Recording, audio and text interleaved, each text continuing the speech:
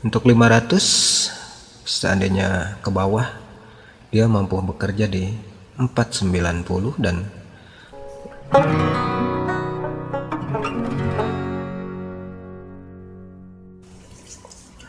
Assalamualaikum warahmatullahi wabarakatuh. Apa kabar semua? Jumpa lagi dengan saya masih bersama R2 Channel. Di video kali ini saya mau bahas tentang antena dengan sistem driven multi driven ya. Oke, dengan jenisnya dipole yang dipasang berdampingan seperti ini. Oke, dan ini disebut dengan multi driven. Dan biasanya multi driven ini memiliki panjang yang berbeda ya. Mungkin teman-teman punya antena dengan driven seperti ini, yang satu panjang yang satu pendek. Oke. Dan biasanya ini bertujuan agar driven ini mampu mengcover beberapa frekuensi dalam satu driven atau dalam satu antena. Oke, sehingga antena bisa bekerja di beberapa frekuensi atau di range frekuensi yang bisa dikatakan lebar ya. Oke, di sini saya sudah buat driven dengan ukuran yang berbeda. Oke. Di sini saya punya contreng sedikit. Untuk driven yang atas, yang lebih panjang, ini ukurannya adalah 30 cm ya. Oke, ukurannya 30 cm. Dan yang bawah ukurannya 28 cm untuk panjang dari ujung ke ujung. Oke, kita ukur lagi.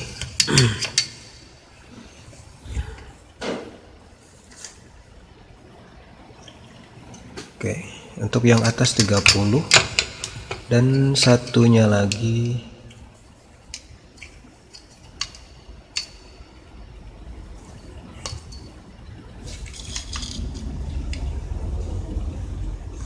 (28 cm).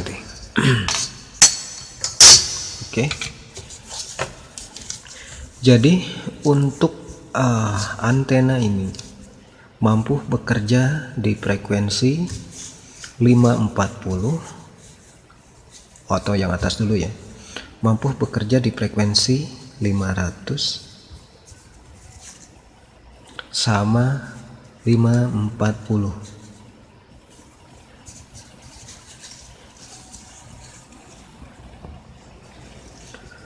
Oke, dan biasanya untuk yang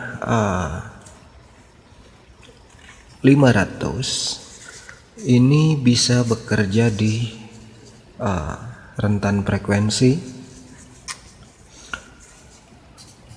48 atau 490 ya. 490 sampai dengan 510 MHz. Sebetulnya tidak terlalu jauh ya, baik itu turun ataupun naik. Oke, sedangkan yang 540 ini bisa turun di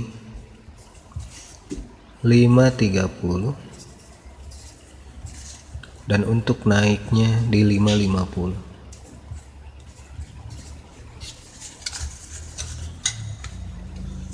Oke. Untuk 500 seandainya ke bawah dia mampu bekerja di 490 dan ke atasnya adalah 510 untuk rentan frekuensi normalnya ya. Tetapi bukan berarti ini hanya pas di frekuensi ini saja.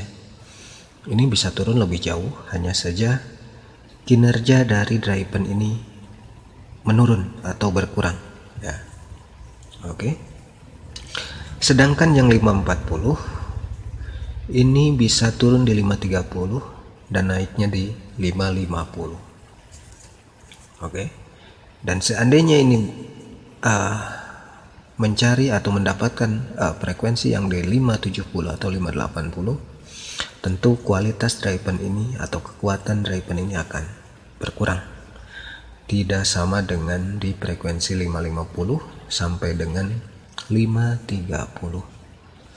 Oke, jadi cukup sempit ya untuk rentan frekuensi sebuah antena.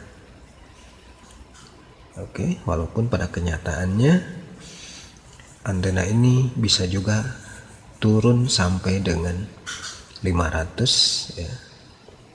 Dan ini bisa saja sampai di 580 atau di 600. Oke. Dan mungkin teman-teman bisa bereksperimen dengan berbagai macam ukuran ya. Oke, kembali lagi ke drivennya. Jadi dengan driven yang berbeda untuk panjangnya seperti ini, bertujuan agar mampu bekerja di beberapa frekuensi ya. Berarti kalau hitungannya seperti ini, berarti driven ini mampu bekerja dari frekuensi 490 ya, sampai dengan 550.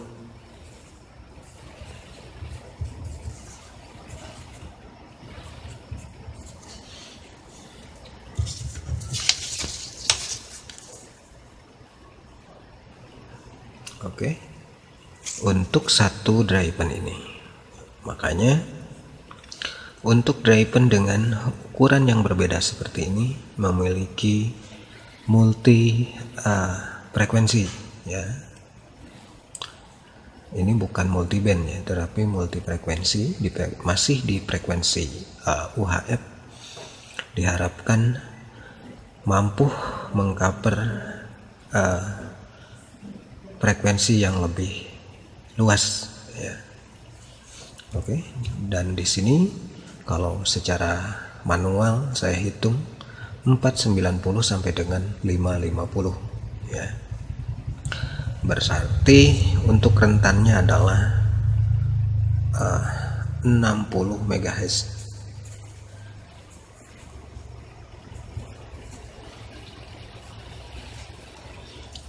Oke, cukup lebar. Walaupun ini bisa saja lebih dari 60 MHz untuk rentan frekuensinya. Oke, dan mungkin teman-teman bisa bereksperimen lagi dengan berbagai ukuran. Jadi itu ya yang dimaksud dengan driven dengan dua ukuran yang dipasang seperti ini. Satu panjang, yang satu pendek. Oke, dan tujuannya adalah seperti itu. Agar dua driven ini bisa berfungsi di frekuensi yang berbeda. Dan bagaimana seandainya driven ini kita potong atau kita buat sejajar atau sama panjangnya? Anggaplah misalkan 30-30. Seandainya kita buat sama panjang, ini untuk frekuensi tidak ada perubahan ya. Hanya saja untuk gain mungkin saja ada perubahan atau penambahan. Hanya saja untuk frekuensi, karena panjang dari drivennya sama, mungkin frekuensinya tidak terlalu lebar, kecuali drivennya dipotong secara berbeda. Tentunya frekuensi yang dihasilkan pun akan berbeda, seperti itu ya.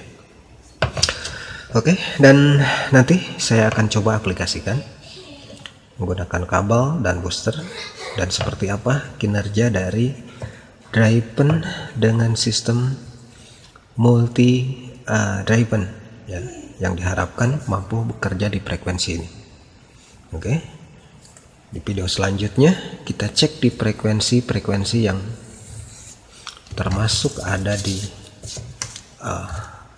rentan frekuensi ini, apakah dry pen ini bekerja dengan efektif, atau kita coba dengan frekuensi lain yang lebih jauh.